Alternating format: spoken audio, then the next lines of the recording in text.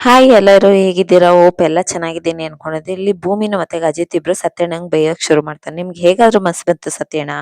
ಅದಕ್ಕೆ ಸತ್ಯಣ್ಣ ಹೇಳ್ತಾಳೆ, ಇಬ್ರು ಸೇರ್ಕೊಂಡು ನನ್ನ ಬೈಬೇಡಿ. ನನ್ಗೆ ಯಾಕೋ ವಿಚಿತ್ರವಾಗಿ ಸಂಕಟ ಆಗ್ತಾ ಇದೆ. ನನಗೆ ತುಂಬಾ ನೋವಾಗುತ್ತೆ. ನಾನ್ ಮಾಡಿದ ತಪ್ಪು ಅನ್ನೋದು ಅರಿವಿದೆ ನನ್ಗೆ. ಆದ್ರೆ ನೀವಿಬ್ರು ಒಂದು ದಿನ ಫೋನ್ ರಿಸೀವ್ ಮಾಡ್ಲಿಲ್ಲ ಅಂತ ಇಷ್ಟು ದೊಡ್ಡ ಅನಾಹುತ ಆಗುತ್ತೆ ಅನ್ನೋಕ್ ನನ್ ಕಲ್ಪನೆಲೂ ಇರ್ಲಿಲ್ಲ. ದಯವಿಟ್ಟು ನನ್ನ ಕ್ಷಮಿಸ್ಬಿಡಪ್ಪ ಪ್ಲೀಸ್ ಅಂತಾರೆ. ಅದಕ್ಕೆ ಅಜಿತ್ ಹೇಳ್ತಾನೆ, ಸತ್ಯಣ್ಣ ಪ್ಲೀಸ್ ಸತ್ಯಣ್ಣ. ಸತ್ಯಣ್ಣ, ನಾನು ಯಾವಾಗ್ಲೂ ನಿಮ್ಮನ್ನ ಅಣ್ಣನ ಸ್ಥಾನದಲ್ಲೇ ಇಟ್ಟಿದ್ದೀನಿ. ನೀವ್ ಅಲ್ಲೇ ಇರ್ತೀರಾ. ಅದನ್ ಬಿಟ್ಟು ನೀವ್ ಹಿಂಗ್ ಕೈ ಮುಗಿಯೋದು ಹೀಗೆಲ್ಲ ಮಾಡೋದ್ರಿಂದ ನಂಗೆ ತುಂಬಾ ಕಷ್ಟ ಆಗುತ್ತೆ ಸತ್ಯಣ್ಣ. ಪ್ಲೀಸ್ ಸತ್ಯಣ್ಣ, ಇನ್ಮೇಲೆ ಇಂಥ ಕೆಲ್ಸ ಅಂತೂ ಮಾಡ್ಬೇಡಿ. ನಾವು ಒಬ್ರಿಗೆ ಸಹಾಯ ಮಾಡೋ ಕೆಲ್ಸದಲ್ಲಿ ಇದೀವಿ. ನಮ್ಮಿಂದ ಇನ್ನೊಬ್ರಿಗೆ ತೊಂದ್ರೆ ಆಗ್ಬಾರ್ದು ಅಲ್ವಾ? ನಿಮ್ಗೂ ಗೊತ್ತಿದೆ ಅಲ್ವಾ ನಂದು ಭೂಮಿಂದು ಸಂಬಂಧ ಇನ್ನು 9 ತಿಂಗಳು ಅನ್ನೋದು. ಅದಕ್ಕೆ ಭೂಮಿ ಹೇಳ್ತಾಳೆ, ಸತ್ಯಣ್ಣ ನೀವ್ ಮಾಡಿರೋದು ಒಳ್ಳೆ ಮನ್ಸಿಟ್ಕೊಂಡೇ ಮಾಡಿದ್ದೀರ. ಆದ್ರೆ ಇದೆಲ್ಲ ಸತ್ಯ ಆಗೋದಿಲ್ಲ ಅನ್ನೋದು ನಿಮ್ಗೂ ಗೊತ್ತಲ್ವಾ ಸತ್ಯಣ್ಣ? ನಾವಿಬ್ರು 1 ವರ್ಷದ ಮಟ್ಟಿಗೆ ಕಾಂಟ್ರಾಕ್ಟ್ ಮದ್ವೆ ಆಗಿದೀವಿ. ಅದು ಮುಗಿತಾ ಇದ್ದಂಗೆ ಸಾಹೇಬ್ರಿಗೆ ನನ್ ಮೇಲೆ ಯಾವುದೇ ರೀತಿ ಅಧಿಕಾರ ಇರೋದಿಲ್ಲ. ಹಾಗೆ ನನಗೂ ಸಹ ಅವ್ರ ಮೇಲೆ ಯಾವುದೇ ರೀತಿ ಅಧಿಕಾರ ಇರೋದಿಲ್ಲ. ಈ 1 ವರ್ಷ ಕಾಂಟ್ರಾಕ್ಟ್ ಅಲ್ಲಿ ಕೊನೆ ಗಂಟ ಇರೋದು ಈ ಅಣ್ಣ ತಂಗಿ ಸಂಬಂಧ ಒಂದೇ. ಅದೇ ಟೈಮ್ಗೆ ಸಾಕ್ಷಿ ಕಾಲ್ ಮಾಡ್ತಾಳೆ. ಆದ್ರೆ ಸತ್ಯ ಅದನ್ನ ಕಟ್ ಮಾಡ್ಬಿಡ್ತಾಳೆ. ಸಾಕ್ಷಿಗೆ ಸಿಟ್ಟು ಬಂದ್ಬಿಡುತ್ತೆ. ಆದ್ರೆ ಈ ಕಡೆ ಭೂಮಿ ರಿಸೀವ್ ಮಾಡಿ ಮಾತಾಡಿ ಅಣ್ಣ ಅಂತ ಹೇಳ್ತಿರ್ತಾರೆ. ಹಾಗೆ ಆದ್ರೆ ಪರವಾಗಿಲ್ಲ, ಅದು ನಿಮ್ಮಿಬ್ರಿಗಿಂತ ಹೆಚ್ಚೇನಲ್ಲ ಅಂತ ಸತ್ಯಣ್ಣ ಹೇಳ್ತಾರೆ. ನಿಮ್ಮಿಬ್ರು ಸ್ನೇಹ ಹಾಗಾದ್ರೆ ಸತ್ಯಣ್ಣ, ನಾನು ಕೊನೆ ಗಂಟನೂ ಅಷ್ಟೇ ನಿಮ್ ತಂಗಿಯಾಗಿ ಉಳಿತೀನಿ. ಹಾಗೆ ನಿಮ್ಮಿಬ್ರು ಸ್ನೇಹನೂ ಅಷ್ಟೇನೆ. ನಿಮ್ಮಿಬ್ರು ಸ್ನೇಹ ನೋಡ್ತಾ ಇದ್ರೆ ಯಾವ್ದೋ ಜನ್ಮದಲ್ಲಿ ನೀವಿಬ್ರು ಒಂದೇ ತಾಯಿ ಮಕ್ಕಳಾಗಿ ಹುಟ್ಟಿದ್ರಿ ಅನ್ಸುತ್ತೆ. ಅದಕ್ಕೆ ಸತ್ಯಣ್ಣ ಹೇಳ್ತಾರೆ, ನೀನು ಈಗ ತಾನೇ ಮಾತಾಡ್ತಾ ಮಾತಾಡ್ತಾ ನನ್ನ ಅಜಿತು ಮತ್ತೆ ನಾವಿಬ್ರು ಒಂದೇ ತಾಯಿ ಮಕ್ಕಳು ಅಂತ ಹೇಳಿದೆ. ಆದ್ರೆ ನನ್ನ ಕಣ್ಣಿಗೆ ನೀವಿಬ್ರು ರಾಮ ಸೀತೆ ತರ ಕಾಣ್ತೀರಾ. ಪ್ರಾಯಶ್ಚಃ ನಾನೇ ಆಂಜನೇಯ ಅನ್ಸುತ್ತೆ. ನೀನ್ ಹೇಳ್ದಂಗೆ ಯಾರ್ ಕೆಟ್ಟ ದೃಷ್ಟಿನೂ ನಮ್ಮೇಲ್ ಬೀಳ್ದೆ ಇರ್ಲಿ ಸಾಕು. ಈ ಸೋಕೆ ಬಿಡಿ ಅಂತ ಹೇಳಿ ಅಜಿತ್ ಒಳಕ್ ಹೋಗ್ತಾರೆ. ಇನ್ನೇನೊಂದ್ ಸ್ವಲ್ಪ ತಲೆ ಎಲ್ಲ ಡಿಸ್ಚಾರ್ಜ್ ಆಗ್ತಾರ, ನಿಮ್ ಮನೆ ಕಾಲೋನಿಗ್ ನೀವು ಹೋಗ್ಬೋದು. ಏನಾದ್ರು ಕರೆದಿದ ತಕ್ಷಣ ಸ್ಟೇಷನ್ಗೆ ಬರ್ಬೇಕಾಗತ್ತೆ ಅಂತ ಅಜಿತ್ ಹೇಳ್ತಾಳೆ. ಅವಾಗ ಅಲ್ಲಿದ್ದ ಲಕ್ಷ್ಮಕ್ಕನು, ಅಲ್ಲ ಸಾಹೇಬ್ರೆ, ನೀವು ಮತ್ತೆ ಕಾಲೋನಿ ಅಂತಿದ್ದಾರೆ, ಕಾಲೋನಿ ಕಾಲಿಟ್ರೆ ಸಾಯಿಸ್ತೀನಿ ಅಂತ ಮತ್ತೆ ಎದುರಿಸಿದ್ದಾರೆ. ನಾವು ಮತ್ತೆ ಕಾಲೋನಿಗೆ ಹೇಗ್ ಹೋಗಕ್ಕಾಗತ್ತೆ ಸಾಹೇಬ್ರೆ?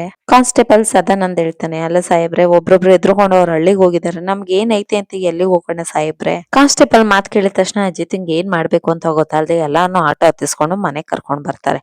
ಮನೆಗ್ ಕರ್ಕೊಂಡ್ ಬಂದಿದ ತಕ್ಷಣ ಅಪೇಕ್ಷೆ ಅದು ನೋಡಿದ ತಕ್ಷಣ ಅಜ್ಜಿ ಅಮ್ಮ ಎಲ್ಲ ಹೊರಗಡೆ ಬನ್ನಿ ಅಂತ ಹೇಳಿ ಕೂಕೊಂಡು ಒಳಗ್ ಕೊಡೋಗ್ತಾಳೆ. ಇಲ್ಲಿ ಆಟೋದಿಂದ ಎಲ್ಲಾರು ಇಳ್ದಿ ಅವ್ರ ಮನೆ ಬಾಕ್ಲು ಮುಂದೆ ನಿಂತ್ಕೋತಾರೆ. ಮನೆ ಒಳಕ್ ಇದ್ದವರೆಲ್ಲ ಹೊರಗಡೆ ಬಂದಿ ನೋಡ್ತಿರ್ತಾರೆ. ಅಷ್ಟೊತ್ತಲ್ಲಿ ಅಜಿತ್ ಹೇಳ್ತಾನೆ, ಅಜ್ಜಿ ಇವರೆಲ್ಲ ವಾತ್ಸಲ್ಯ ಕಾಲೋನಿಯಲ್ಲಿ ಇರೋರು. ಅಜ್ಜಿ ಇವರು ಕಾನ್ಸ್ಟೇಬಲ್ ಸದಾನಂದ್ ಮತ್ತೆ ಲಕ್ಷ್ಮಿ ಅವರು ಅಲ್ಲೇ ಇರೋದು. ಅಲ್ಲಿ ಏನೋ ಸ್ವಲ್ಪ ಇಶ್ಯೂ ಆದಾಗಿಂದ ಇವರು ನಮ್ಮನೇಲೇ ಇರ್ತಾರೆ ಕಣಜ್ಜಿ ಅಂತ ಹೇಳ್ತಾರೆ. ಅವಾಗ ಅಪೇಕ್ಷೆಗೆ ಭಯ ಆಗುತ್ತೆ. ನಮ್ಮನೆಲ್ಲ ಯಾಕೆ? ನಮ್ಮನೇಲಿ ಇರೋದು ಅಂತ ಅಜ್ಜಿ ಕೇಳ್ತಾರೆ. ಇವ್ರಿಗೆ ಯಾರಿಗೂ ಮನೆ ಇಲ್ವಾ ಅಂತ. ಸದ್ಯಕ್ಕಿಲ್ಲ ಅಜ್ಜಿ, ಯಾಕಂದ್ರೆ ಯಾರೋ ದೊಡ್ಡ ರೌಡಿಗಳು ಇವ್ರ ಮನೆಗಳ ಮೇಲೆ ಅಟ್ಯಾಕ್ ಮಾಡ್ಸಿ ಇವ್ರ ಮನೆಗಳನ್ನ ಕಿತ್ಕೊಳ್ಳಕ್ಕೆ ಪ್ಲಾನ್ ಮಾಡಿದಾರೆ ಅಜ್ಜಿ. ದುಡ್ಡಿನ ಆಸೆಗೆ ಮನೆಗಳನ್ನ ಬಿಡಲ್ಲ ಅಂತ ಹೇಳಿದಕ್ಕೆ ರೌಡಿಗಳನ್ನ ಕಳ್ಸಿ ಇವ್ರ ಮನೆಗಳನ್ನ ಖಾಲಿ ಮಾಡ್ಸಿದ್ದಾರೆ. ಆ ರೌಡಿಗಳನ್ನ ಹಿಡ್ದಿ ನನ್ ಒಳಕ್ ಹಾಕೋವರ್ಗು ಅವ್ರನ್ನ ನಮ್ಮನೇಲೇ ಇರ್ರಿ ಅಂತ ಹೇಳಿ ಕರ್ಕೊಂಡ್ ಬಂದಿದ್ದೀನಿ ಅಜ್ಜಿ ಅಂತ ಅಜಿತ್ ಹೇಳ್ತಾನೆ. ಆಗ ಸತ್ಯಣ್ಣ ಹೇಳ್ತಾನೆ, ಅಜ್ಜಿ ನಂಗೆ ಅರ್ಥ ಆಯ್ತು. ನಾನು ಇವ್ರನ್ನೆಲ್ಲ ನಮ್ಮನೆಗೆ ಕರ್ಕೊಂಡು ಹೋಗ್ತಾ ಇದ್ದೆ. ಹೇಳಿ ಕೇಳಿ ನಾನು ಬ್ರಹ್ಮಚಾರಿ, ಸ್ವಂತದವ್ರು ಅಂತೂ ಯಾರು ಇಲ್ಲ. ಅಲ್ಲಿ ಕರ್ಕೊಂಡ್ ಹೋದ್ರೆ ಮನೆ ಓನರ್ ಗಲಾಟೆ ಮಾಡ್ಬೋದು ಅಂತ ಹೇಳಿ ಇಲ್ಲಿಗೆ ಕರ್ಕೊಂಡ್ ಬಂದ್ವಿ. ಅದಕ್ಕೆ ಅಜಿತ್ ಹೇಳ್ತಾನೆ, ಸತ್ಯಣ್ಣ ಹೇಳಿದ್ ನಿಜ ಅಜ್ಜಿ. ಇವತ್ತೊಂದಿನ ನಮ್ಮನೇಲಿ ಇರ್ತಾನೆ, ನಾಳೆ ಏನ್ ಮಾಡೋದು ಅಂತ ನಾನು ಯೋಚನೆ ಮಾಡ್ತೀನಿ. ನೀವ್ ಅವ್ರಿಗೊಂಚೂರು ಧೈರ್ಯದ ಮಾತು ಹೇಳಿದ್ರೆ ಅವ್ರು ನೆಮ್ಮದಿಯಾಗಿ ಒಳಗಡೆ ಬರ್ತಾರೆ ಅಜ್ಜಿ. ಅಜ್ಜಿ ಆದ್ರೆ ಅದನ್ನ ಕೇಳಿಸ್ಕೊಂಡಿದ ತಕ್ಷಣ ಮನೆ ಒಳಗಡೆ ಮುಖ ತಿರ್ಗಿಸ್ಕೊಂಡು ಒಳಕೊಟ್ಟು ಹೋಗುತ್ತೆ. ಅಷ್ಟೊತ್ತಲ್ಲಿ ಪೊಲೀಸ್ ಸ್ಟೇಷನ್ ಸದಾನಂದ್ ಬಂದ್ ಹೇಳ್ತಾರೆ, ಸರ್ ನಮ್ಮಿಂದ ನಿಮಗೆ ತೊಂದರೆ ಯಾಕೆ ಸರ್?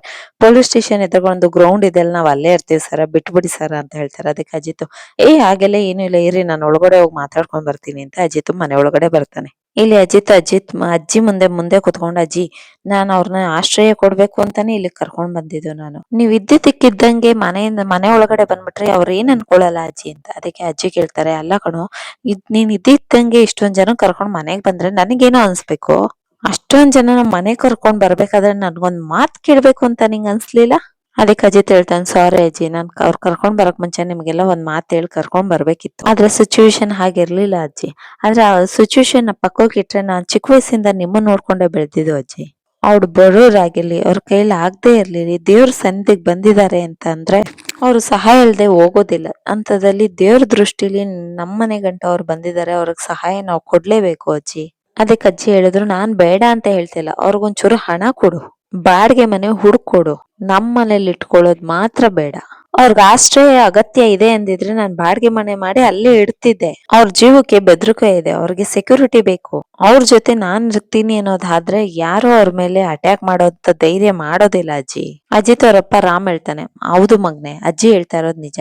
ಅವ್ರಿಗೆ ದುಡ್ಡು ಕೊಟ್ಟು ಸಹಾಯ ಮಾಡೋದು ಬೇಡ, ನಾವ್ ಬದುಕ್ತಾ ಇರೋ ಮನೇಲಿ ಅವ್ರು ಕರ್ಕೊಂಡ್ ಬಂದ್ ಇಟ್ಕೊಳ್ಳೋದು ಬೇರೆ. ಅಪ್ಪ, ನಾನು ಅವ್ರು ಯಾವ ಪರ್ಮನೆಂಟ್ ಆಗಿ ನಮ್ಮನೇಲೆ ಇರ್ತಾರೆ ಅಂತ ಹೇಳ್ತಿಲ್ಲ. ಒಂದು ದಿನ, ಇವತ್ತೊಂದ್ ದಿನ ಇರಕ್ಕೆ ಪರ್ಮಿಷನ್ ಕೊಡಿ. ಅಷ್ಟೊತ್ತಲ್ಲಿ ಅಪೇಕ್ಷೆ ಹೇಳ್ತಾಳೆ, ಅವ್ರನ್ನೆಲ್ಲ ಕರ್ಕೊಂಬಂದ್ ನಮ್ಮ ಮನೇಲಿ ಇಟ್ಕೊಳ್ಳೋದ್ ಬೇಡ, ಅವ್ರ ಅದೆಲ್ಲ ಮಾಡೋದ್ ಬೇಡ, ನಮ್ಮ ಮನೇಲಿ ಮಾತ್ರ ಅವ್ರು ಇರೋದ್ ಬೇಡ ಅಂತ. ಅದಕ್ಕೆ ಅಜಿತ್ ಕೇಳ್ತಾನೆ, ಯಾಕೆ ಅಂತ. ಅವ್ರಿಗೊಂದ್ ಕ್ಲಾಸ್ ಇಲ್ಲ, ಒಂದ್ ಸ್ಟೇಟಸ್ ಇಲ್ಲ, ಹೆಂಗಂದ್ರ ಹಂಗಿದ್ದಾರೆ ನೋಡು. ಅವ್ರು ನೋಡಕ್ ಕಳ್ರ ತರ ಕಾಣ್ತಾರೆ, ನಮ್ಮ ಮನೆಗ್ ಬಂದ್ ಏನಾರು ಕತ್ಕೊಂಡು ಹೋಗ್ಬಿಟ್ರೆ. ಅದಕ್ಕೆ ಅಷ್ಟೊದ್ರಲ್ಲಿ ಶ್ರವಣ್ ಹೇಳ್ತಾರ, ಅಪ್ಪು, ಅವ್ರು ಬಡವ್ರು ಅನ್ನೋದ್ ಕಾರಣಕ್ಕೆ ಅವ್ರನ್ನ ಕಳ್ರು ಅಂತ ಕರಿಬೇಡ ನೀನು. ಅವ್ರು ಮುಂಚೆ ಸ್ವಂತ ಮನೇಲಿ ಇದ್ದವ್ರು, ಈಗ ಬೇರೆಯವ್ರ ಮನೆಗ್ ಬಂದು ಆಶ್ರಯ ಕೊಡಿ ಅಂತ ಕೇಳ್ತಿದಾರೆ ಅಂದ್ರೆ ಅವ್ರ ಎಂತ ಪರಿಸ್ಥಿತಿಯಲ್ಲಿ ಇರ್ಬೋದು. ಹೀಗೂ ನನ್ ಫಾರ್ಮ್ ಹೌಸ್ ದೊಡ್ಡದಾಗೆ ಇದೆ, ಅವ್ರಿಗೆ ಎಷ್ಟ್ ದಿನ ಬೇಕೋ ಅಷ್ಟ್ ದಿನ ಅಲ್ಲಿ ಇರ್ಬೋದು, ಹೇಳ್ಬಿಳಕ್ಕ ಅಂತ ಶ್ರವಣ್ ಹೇಳ್ತಾನೆ. ಅಷ್ಟೊತ್ತಲ್ಲಿ ಸಂಗೀತ ಅವ್ನ ಕಡೆ ತಿರು ನೋಡ್ದಾಗ, ಸರಿಮ್ಮ, ನಾನು ಅವ್ರನ್ನ ಕರ್ಕೊಂಡ್ ಹೋಗಿ ಅಲ್ಲೇ ಬಿಡ್ತೀನಿ, ಅವ್ರ ಜೊತೆ ನಾನು ಇರ್ತೀನಿ ಅಂತ. ಆವಾಗ ಅಜ್ಜಿ ಹೇಳ್ತಾರೆ, ಅಜಿತ್, ನೀನ್ ಯಾಕೆ ಅಲ್ಲೆಲ್ಲ ಇರ್ಬೇಕು, ಅವ್ರು ಮಾತ್ರ ಕಳ್ಸು, ನೀನ್ ಇಲ್ಲೇ ಇರು. ಅಜ್ಜಿ, ಅವ್ರನ್ನ ಕಾಲೋನಿಯಿಂದ ಹೊರಗಡೆ ಆಗ್ತಿಲ್ಲ, ಅವ್ರ ಮೇಲೆ ಕೊಲೆ ಬೆದರಿಕೆ ಹಾಕಿದ್ದಾರೆ, ಹಾಗಾಗಿ ನಾನು ಅವ್ರ ಜೊತೆ ಇರ್ಲೇಬೇಕಾಗುತ್ತೆ, ನಾನು ಅವ್ರ ಜೊತೆನೆ ಇರ್ತೀನಿ, ಆಗ್ಲೇ ಸೆಕ್ಯೂರಿಟಿ ಕೊಡಕ್ ಆಗೋದು ಅವ್ರಿಗೆ. ಆಗ ಸಹಿತ ಕಳ್ತೆ, ಅಜಿತ್, ನೀನ್ ಇಲ್ಲೇ ಇರೋ, ಅವ್ರು ಹೋಗ್ಲಿ ಅಂತ. ಒಂದ್ ಕೆಲ್ಸ ಮಾಡೋ, ನೀನ್ ಹೋಗೋದ್ ನನ್ಗೆ ಇಷ್ಟ ಆಗಲ್ಲ ಕಣೋ, ಒಂದ್ ಕೆಲ್ಸ ಮಾಡೋಣ, ಇಬ್ರು ಎಲ್ಲಾರ್ನು ಅಡ್ಜಸ್ಟ್ ಮಾಡ್ಕೊಂಡು ಇಲ್ಲೇ ಇದ್ಬಿಡೋಣ ಕಣೋ ಅಂತ ಹೇಳ್ತಾಳೆ. ಆವಾಗ ದೇವೇನ ಹೇಳ್ತಾಳೆ, ಅಜಿತ್ ಹೇಳ್ದಂಗೆ ಒಂದಿನ ತಾನೇ ಅಡ್ಜಸ್ಟ್ ಮಾಡ್ಕೊಬಿಡೋಣ, ಏನು ದಿನ ಅಂತ ಕೇಳ್ತಿಲ್ವಲ್ಲ, ಪ್ಲೀಸ್ ಅತ್ತೆ ಒಪ್ಕೊಳ್ಳಿ ಅತ್ತೆ ನೀವುನು. ಅದಕ್ಕೆ ಅಪೇಕ್ಷೆ ಹೇಳ್ತಾಳೆ, ಅತ್ತೆ ನೀವೇನ್ ಹೀಗ್ ಮಾತಾಡ್ತಿದ್ದೀರಾ ಅಂತ. ಅದಕ್ಕೆ ದೇವಿ ಏನ್ ಹೇಳ್ತಾಳೆ, ಅಪೇಕ್ಷಾ, ನಿನ್ ಗೊತ್ತಾಗಲ್ಲ, ಅಪ್ಪು ಸುಮ್ನಿರು, ನೀನ್ ಮಾತಾಡ್ಬೇಡ ಅಂತ ಹೇಳ್ತಾಳೆ. ಈಗ ನಾವು ಬೇಡ ಅಂದ್ರೆ ಅಜಿತ್ ಸಹ ಅವ್ರ ಜೊತೆನೆ ಹೋಗಿ ಅಲ್ಲೇ ಇರಕ್ ಶುರು ಮಾಡ್ತಾನೆ. ಅದಕ್ಕೆ ಬೇಡ ಅಂತ, ಇದೆಲ್ಲ ನಿಂಗೆ ಗೊತ್ತಾಗಲ್ಲ, ಸುಮ್ನಿರು ಅಪ್ಪು ಅಂತ ಹೇಳ್ತಾಳೆ. ದೇವೇನೆ ಹೇಳ್ತಾಳೆ, ಅತ್ತೆ ಪ್ಲೀಸ್ ಒಪ್ಕೊಳ್ಳಿ, ಇವತ್ತೊಂದ್ ದಿನ ಅಂತ. ಅದಕ್ಕೆ ಅಜ್ಜಿ ಹೇಳ್ತಾರೆ, ನೀನ್ ಹೇಳ್ತಿದೀಯ ಅಂತ ಇವತ್ತೊಂದೇ ದಿನ ನಾನು ಒಪ್ಕೋತೀನಿ. ಅಜಿತ್ ಒಬ್ಬ ಅಜ್ಜಿ ಹತ್ರ ಬಂದು ಕೈ ಹಿಡ್ಕೊಂಡು ಥ್ಯಾಂಕ್ ಯು ಅಜ್ಜಿ ಅಂತ ಥ್ಯಾಂಕ್ಸ್ ಹೇಳ್ತಾನೆ. ಇಲ್ಲಿ ಹೊರಗಡೆ ಇಟ್ಟಿದ್ ಜನ, ಸಾಹೇಬ್ರೆ ನಾವ್ ಇಷ್ಟು ಜನ ಮನೆಗ್ ಬರ್ತೀವಿ ಅಂದ್ರೆ ನಿಮ್ಗೂ ತೊಂದ್ರೆ ಆಗುತ್ತಲ್ಲ ಸಾಹೇಬ್ರೆ, ನಾವ್ ಬೇರೆ ಕಡೆ ಹೋಗ್ತೀವಿ ಅಂತ ಹೇಳ್ತಾರೆ. ಅಲ್ಲ, ನಾನು ಅಜ್ಜಿ ಹತ್ರ ಹೀಗೆಲ್ಲ ಮಾತಾಡಿದಾಗ ಅಜ್ಜಿ ಒಳಕ್ ಹೋಗ್ಬಿಟ್ರು ಅಂತ ನೀವ್ ಈ ತರ ಎಲ್ಲ ಯೋಚನೆ ಮಾಡ್ತಿದ್ದೀರಾ ಅಂತ ಅಜಿತ್ ಹೇಳ್ತಾನೆ. ನಾನ್ ಸಡನ್ ಆಗಿ ಯಾರ್ದು ಬಗ್ಗೆನು ಏನು ಹೇಳ್ದೆ ದಿಢೀರ್ ಅಂತ ಎಷ್ಟ್ ಜನ ಕರ್ಕೊಂಡ್ ಬಂದ್ಬಿಟ್ನಲ್ಲ, ಅದಕ್ಕೆ ಒಳಕ್ ಹೋದಾಗ ಸಿಕ್ಕಾಬಟ್ಟೆ ಬೆದ್ವಿತ್ರು. ಮುಂಚೆನೆ ಬರೋಕ್ ಮುಂಚೆ ಎಲ್ಲಾ ವಿಷಯ ಹೇಳ್ಬೇಕಲ್ವಾ, ಮುಂಚೆನೆ ಹೇಳಂಗಿದ್ದಿದ್ರೆ ನಾನು ಇಲ್ಲೆಲ್ಲ ವ್ಯವಸ್ಥೆ ಮಾಡ್ತಿದ್ರಿ ಅಂತ ನನಗ್ ಬೈತಿದ್ರು. ನಿಮ್ಗೆ ಯಾರ್ ಜೀವದ್ ಬ್ರದಿಕೆ ಹಾಕಿದಾರೋ ಅವ್ರನ್ನ ಹಿಡಿದು ಒಳಕ್ ಆಗೋವರೆಗೂ ನೀವು ನನ್ ಜವಾಬ್ದಾರಿ. ನೀವ್ ಎಷ್ಟು ದಿನ ಇರ್ಬೋದೋ ಅಷ್ಟು ದಿನ ಇಲ್ಲಿ ಆರಾಮಾಗಿ ಇದ್ದು ಹೋಗ್ಬೋದು. ಅಲ್ಲೊಬ್ರು ನಿಮ್ದು ದೊಡ್ಡ ಮನ್ಸು ಸಾಹೇಬ್ರೆ ಅಂತ. ಅಷ್ಟೊತ್ತಲ್ಲಿ ಸತ್ಯಣ್ಣ ಹಿಂಗ್ ಹಿಂದೆ ತಿರುಗಿ ನೋಡಿದ್ರೆ ಶ್ರವಣ್ ಬರ್ತಾರೆ. ಇಷ್ಟೆಲ್ಲದಕ್ಕೂ ನಡೆದಿದ್ದು ಇದಕ್ಕೆ ದೊಡ್ಡ ಸಾಹೇಬ್ರು ಶ್ರವಣ್ ಅವ್ರೆ ಅಂತ. ಅದಕ್ಕೆ ಸದಾನಂದ್ ಕೈ ಮುಗ್ದು ಶ್ರವಣ್ ಹೇಳ್ತಾರೆ, ನಮ್ ಪಾಲ್ಗೆಲ್ಲ ನೀವೇ ದೇವ್ರ ಆಗ್ಬಿಟ್ರಿ ಸರ್, ನನ್ ಕಷ್ಟದ ಕಾಲದಲ್ಲಿ ಕೈ ಹಿಡ್ದಿ. ಅದಕ್ಕೆ ಶ್ರವಣ್ ಹೇಳ್ತಾರೆ, ಯಾಕಷ್ಟು ದೊಡ್ಡ ಮಾಟ ಆಡ್ತೀರಾ, ಇರೋವರೆಗೂ ಆರಾಮಾಗಿರಿ. ಜನರೆಲ್ಲ ಮನೆ ಒಳಗ್ ಕರ್ಕೊಂಡ್ ಬಂದಾದ್ಮೇಲೆ ಅಜಿತ್ ಭೂಮಿ ಹತ್ರ ಬಂದೆ, ಭೂಮಿ ಒಂಚೂರು ಸ್ವಲ್ಪ ಬಾಯ್ಲಿ ಅಂತ ಹೇಳ್ತಾರೆ. ಯಾಕೆ ಅಂತ ಕೇಳಿದಾಗ, ಇಲ್ಲ ಹೇಳ್ತೀನಿ ಬಾ ಅಂತ ಹೇಳ್ಬಿಟ್ಟು ಭೂಮಿ ಕೈ ಹಿಡ್ಕೊಂಡು ಅಜಿತ್ ಮೇಲ್ ಹೋಗ್ತಾನೆ. ಅದ ನೋಡಿದ ಕಾನ್ಸ್ಟೇಬಲ್, ಈಗ ನಮ್ಮ ಅಜಿತ್ ಸಾಹೇಬ್ರು ಭೂಮಿನ ಎಷ್ಟು ಪ್ರೀತಿ ಮಾಡ್ತಾರಲ್ವಾ ಅಂತ. ಅದಕ್ಕೆ ಅಲ್ಲಿ ಪಕ್ಕ ನಿಂತಿದ್ದವ್ರು ಹೇಳ್ತಾರೆ, ಹೌದು ನಿಜ, ಎಷ್ಟ್ ಪುಣ್ಯ ಮಾಡಿದ್ರು ಅವ್ರು. ಆವಾಗ ಲಕ್ಷ್ಮಕ್ಕ ಹೇಳ್ತಾಳೆ, ಪೊಲೀಸ್ ಮನೇಲೆ ನಮ್ಗೆ ಆಶ್ರಯ ಸಿಕ್ಕಿದ್ದು ಆನೆ ಬಲ ಬಂದಂಗ ಆಗಿದೆ. ಭೂಮಿ ಈ ಮನೆ ಸೊಸೆ ಆಗಿದ್ಕೆ ನಮ್ಗೆ ಇಲ್ಲಿ ಆಶ್ರಯ ಸಿಕ್ಕಿದೆ, ಭೂಮಿ ನಮ್ಗೆ ಆಶ್ರಯ ದಾತೆ ಆಗ್ಬಿಟ್ಲು ಅಂತ ಹೇಳ್ತಿರ್ತಾರೆ. ಅದನ್ನ ನೋಡಿದ ಮನಸ್ವಿನಿಗೆ ಒಳಗಡೆನೆ ಉರಿಯಕ್ ಶುರು ಆಗುತ್ತೆ. ಅವಳಿಗೆ ಬೇಗ ಸಿಟ್ಟು ಕೋಪ ಎಲ್ಲ ಬರಕ್ ಶುರು ಆಗುತ್ತೆ. ಅಷ್ಟ್ ಮಾತಾಡ್ತಾ ಇದ್ದಂಗೆ ಸತ್ಯಣ್ಣಗೆ ಸಾಕ್ಷಿಯಿಂದ ಕಾಲ್ ಬರಕ್ ಶುರು ಆಗುತ್ತೆ. ಸತ್ಯಣ್ಣ ಕಾಲ್ ನೋಡ್ಬಿಟ್ಟು, ಸರಿ ನೀವು ರೆಸ್ಟ್ ಮಾಡಿ, ನಾನ್ ಮಾತಾಡ್ಕೊಂಡ್ ಬರ್ತೀನಿ ಅಂತ ಹೇಳಿ ಸತ್ಯಣ್ಣ ಮನೆಯಿಂದ ಹೊರಗಡೆ ಬರ್ತಾರೆ. ಅಲ್ಲಿ ರಿಂಗಾಗಿ ಸತ್ಯಣ್ಣ ರಿಸೀವ್ ಮಾಡೋಷ್ಟ್ರಲ್ಲಿ ಫೋನ್ ಕಟ್ ಆಗ್ಬಿಡುತ್ತೆ. ಆದ್ರೆ ಅಲ್ಲಿ ಸಾಕ್ಷಿಗೆ ಸಿಟ್ಟು ಬಂದ್ಬಿಡುತ್ತೆ, ಈ ಅಂಕಲ್ಗೆ ಹುಡುಗಿರ್ ಮಾತಾಡ್ಸೋದು ಹೆಚ್ಚು ಅಂತದ್ರಲ್ಲಿ ನಾನೇ ಫೋನ್ ಮಾಡಿದ್ರು ಫೋನ್ ನನ್ ಫೋನ್ನೇ ಅವಾಯ್ಡ್ ಮಾಡ್ತಾನಲ್ಲ, ಇವ್ನಿಗೆ ಎಷ್ಟು ಗಾಂಚಲಿ ಇರ್ಬೇಕು. ಇನ್ಫಾರ್ಮ್ ಕಲೆಕ್ಟ್ ಮಾಡಕ್ ಹೋಗಿ ಯಾವ್ದಾದ್ರು ತಪ್ಪು ವ್ಯಕ್ತಿನ ನಾನು ಆಯ್ಕೆ ಮಾಡ್ಕೊಬಿಟ್ಟಿದೀನ. ಅದನ್ನ ಕೇಳಿಸ್ಕೊಂಡು ರಾಣಾ ಹೇಳ್ತಾನೆ, ಇಲ್ಲ ಮಗ್ನೆ, ನೀನ್ ಮಾಡ್ತಾ ಇರೋ ಕರೆಕ್ಟ್ ಆಗಿದೆ, ನೀನು ಮುದ್ದಿನ ತಂಗಿ ಕ್ಲೋಸ್ ಫ್ರೆಂಡ್ ಅಂತ ಹೇಳಿ ಇಷ್ಟಾದ್ರೂ ನಿನ್ ಜೊತೆ ಮಾತಾಡ್ತಾ ಇದ್ದಾನೆ, ಇಲ್ಲಾಂದ್ರೆ ಆ ಬಾಲ ಬ್ರಹ್ಮಚಾರಿ ಯಾರು ತಾನೇ ಹತ್ರ ಸೇರ್ಸ್ಕೊಂಡಿದ್ದಾನೆ ಹೇಳು. ಅಷ್ಟ್ ಮಾತಾಡ್ತಾ ಇದ್ದಾಗೆ ಸತ್ಯಣ್ಣ ಸಾಕ್ಷಿಗೆ ಕಾಲ್ ಮಾಡ್ತಾರೆ. ಅದಕ್ಕೆ ಹಲೋ ಸತ್ಯ ಅಂತ ಸಾಕ್ಷಿ ಕೇಳ್ತಾಳೆ. ಅದಕ್ಕೆ ಸತ್ಯಣ್ಣ ಹೇಳ್ತಾರೆ, ನೀನು ನನಗೆ ಮಾಡ್ದ ಇಲ್ಲ ಬೇರೆಯವ್ರು ಮಾಡಕ್ ಹೋಗಿ ನಾನು ಮಾಡ್ದ ಅಂತ. ಅದಕ್ಕೆ ಸಾಕ್ಷಿ ಹೇಳ್ತಾಳೆ, ಇಲ್ಲ ನನ್ ಫ್ರೆಂಡ್ ಸಾಕ್ಷಿ ಅಣ್ಣ ಸತ್ಯಂಗೆ ನಾನ್ ಮಾಡಿರೋದು ಅಂತ. ಯಾಕೆ ಈ ತರ ಡೌಟ್ ಅಲ್ಲಿ ಕೇಳ್ತಾ ಇದ್ದೀರಾ ಅಂತ ಕೇಳ್ತಾರೆ. ಯಾಕೆ ನೀವು ನನ್ನ ವಿಚಾರದಲ್ಲಿ ಇಷ್ಟೊಂತ ಆಘಾತದಲ್ಲಿ ಇದ್ದೀರಾ ನೀವು ಅಂತ. ಅದಕ್ಕೆ ಸಾಕ್ಷಿಗೆ ಒಂದ್ ನಿಮಿಷ ನರ್ವಸ್ ಶುರು ಆಗಿ, ಏನೋ ಗೊತ್ತಿಲ್ಲ ಸತ್ಯ ಅವ್ರೆ, ನಿಮ್ಗೇನೋ ತೊಂದರೆ ಆಗಿದೆ ಅಂತ ನನಗೆ ಫೀಲ್ ಅನ್ಸ್ತಿತ್ತು, ನಿಮ್ಗೇನೋ ತೊಂದರೆ ಆಗ್ತಿದೆ ಅಂತ ನನ್ ಮನ್ಸು ಹೇಳ್ತಿತ್ತು, ಆಗ ಪದೇ ಪದೇ ಕಾಲ್ ಮಾಡ್ತಾ ಇದ್ದೆ, ಆದ್ರೆ ನೀವು ರಿಸೀವ್ ಮಾಡ್ತಾ ಇರ್ಲಿಲ್ಲ. ಅದಕ್ಕೆ ಸತ್ಯಣ್ಣ ಹೇಳ್ದೆ, ನೀವು ಮೊದ್ಲ ಸತಿ ಕಾಲ್ ಮಾಡಿದಾಗ ನಾನು ಆಸ್ಪತ್ರೆಯಲ್ಲಿದ್ದೆ, ಹಾಗಾಗಿ ನಾನು ಎತ್ತಕ್ಕಾಗಿಲ್ಲ ಅಂತ. ಅಷ್ಟೊತ್ತಲ್ಲಿ ಸಾಕ್ಷಿ, ಅಯ್ಯೋ ನೀವು ಆಸ್ಪತ್ರೆಯಲ್ಲಿ, ಯಾಕೆ ನಿಮ್ಗೆ ಏನಾಯ್ತು? ಅದಕ್ಕೆ ಸತ್ಯ ಹೇಳ್ತಾರೆ, ನನಗೇನೂ ಆಗಿಲ್ಲ, ವಾಸೆಲ್ಲ ಕಾಲೋನಿ ಬಗ್ಗೆ ನಾನು ಹೇಳಿದ್ನಲ್ಲ, ಆ ಜನರುಗಳನ್ನ ಕರ್ಕೊಂಡು ಹಾಸ್ಪಿಟ್ಲ್ ಹೋಗಿದೆ ಅಷ್ಟೇ ಅಂತ. ಅದಕ್ಕೆ ಸಾಕ್ಷಿ ಕೇಳ್ತಾಳೆ, ಏನಾಯ್ತು ಹೇಳಿ ಸತ್ಯ ಅವರೇ, ನನಗೂ ಬಡವ್ರ ಕಂಡ್ರೆ ತುಂಬಾ ಪ್ರೀತಿ ಇದೆ ಅಂತ ನಿಮ್ಗೆ ಗೊತ್ತಲ್ವಾ, ಪ್ಲೀಸ್ ಏನಾಯ್ತು ಅಂತ ಹೇಳಿ ಅಂತ ಕೇಳ್ತಾಳೆ. ನನ್ನ ಕೈಲಿ ಆಯ್ತು ಅಂದ್ರೆ ನಾನು ಸಹಾಯ ಮಾಡ್ತೀನಿ ಅಂತ. ಅದಕ್ಕೆ ಸತ್ಯಣ್ಣ, ಆಕ್ಚುಲಿ ಏನಾಯ್ತು ಅಂದ್ರೆ ಹಿಂಗೆ ರೌಡಿಗಳನ್ನ ಕರ್ಸಿದ್ರು, ಈಗ ಓಡಿಸಿದ್ರು, ಮನೆಯಿಂದ ಆ ಸಾಮಾನುಗಳನ್ನೆಲ್ಲ ಹೊರಗಡೆ ಹಾಕಿದ್ರು. ಆ ಮನೆ ಓನರ್ಗಳಿಗೆಲ್ಲ ಕೆಲವರು ಒಪ್ಕೊಂಡಿದ ತಕ್ಷಣ ದುಡ್ಡು ಕೊಟ್ಟು ಕಳಿಸ್ಬಿಟ್ಟು ಇನ್ ಮಿಕ್ಕಿದವ್ರಿಗೆಲ್ಲ ಹೀಗೆ ಹೊಡೆದು ಹಿಂಸೆ ಮಾಡಿದ್ರು ಅಂತ ಸತ್ಯಣ್ಣ ಬಿಡಿಸಿ ಬಿಡಿಸಿ ಹೇಳ್ತಾರೆ. ಅದಕ್ಕೆ ಸಾಕ್ಷಿ ಕೇಳ್ತಾಳೆ, ಯಾರು ಇದನ್ನೆಲ್ಲ ಮಾಡಿಸಿದ್ದು ಅಂತ ಅಜಿತಿಗೆ ಏನಾರು ಗೊತ್ತಾಯ್ತಾ? ಅದಕ್ಕೆ ಸತ್ಯಣ್ಣ ಹೇಳ್ತಾಳೆ, ಇಷ್ಟೊತ್ತು ಗೊತ್ತಾಗಿದ್ದಿದ್ರೆ ಅವಳು ಲಾಕಪ್ ಅಲ್ಲಿ 1 2 3 ಎಳಿಸ್ತಿದ್ಲು.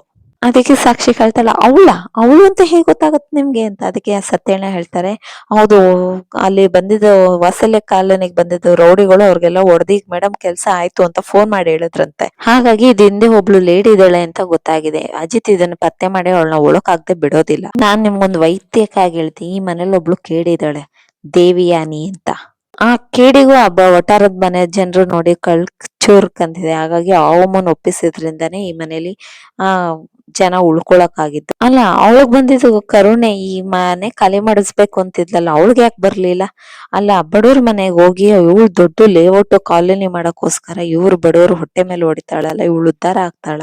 ಅವಳಂತೂ ಉದ್ಧಾರ ಆಗಲ್ಲ. ಹಾಗಾದ್ರೆ ಆ ಲೇಔಟ್ ನ ಖಾಲಿ ಮಾಡ್ಸಿದ್ದು ಸಾಕ್ಷಿ ಅಂತ ಸತ್ಯಣ್ಣಂಗ್ ಗೊತ್ತಾಗತ್ತಾ? ನಾಳೆ ಅಜಿತ್ ಮನೆ ಜನರಿಗೆಲ್ಲ ಏನಾರು ಕಾಲೋನಿ ಜನರುಗಳಿಗೆ ಏನಾರು ವ್ಯವಸ್ಥೆ ಮಾಡ್ತಾನೆ. ಹಾಗಾದ್ರೆ ನಾಳೆನ ಎಪಿಸೋಡ್ ನ ಮಿಸ್ ಮಾಡಿದೆ ನೋಡಿ. ಇವತ್ತಿನ ಎಪಿಸೋಡ್ ನಿಮ್ಗೆ ಇಷ್ಟ ಆದ್ರೆ ಲೈಕ್ ಮಾಡಿ, ಸಬ್ಸ್ಕ್ರೈಬ್ ಮಾಡಿ, ಸಪೋರ್ಟ್ ಮಾಡೋದನ್ನ ಮರಿಬೇಡಿ. ಜೈ ಶ್ರೀ